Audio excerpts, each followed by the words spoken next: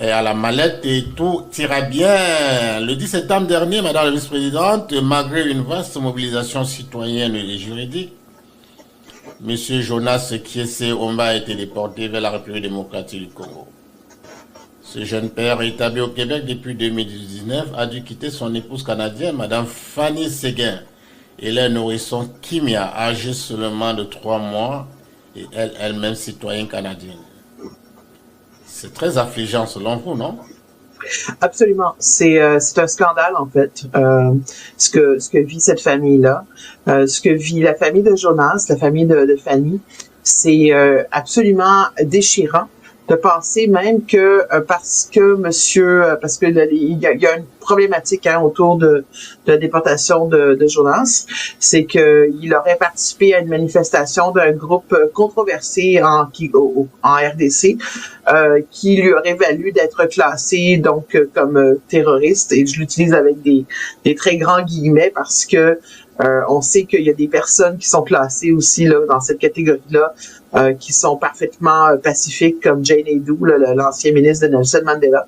Donc, on est en droit de se poser beaucoup de questions sur la façon dont ces déterminations-là sont faites.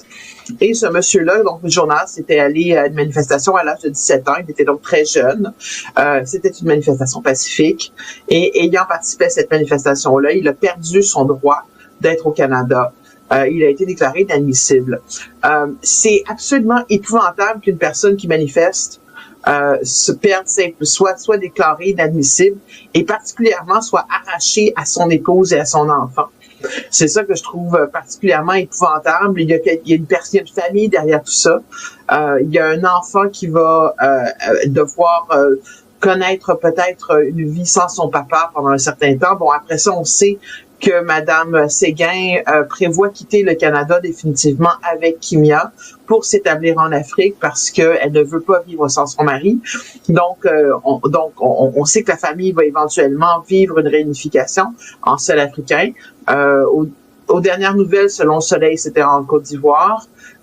J'ai l'information que possiblement ça serait même en RDC, mais il reste que personne ne devrait être obligé de quitter son pays parce que on est tombé en amour avec une personne qui vient d'ailleurs.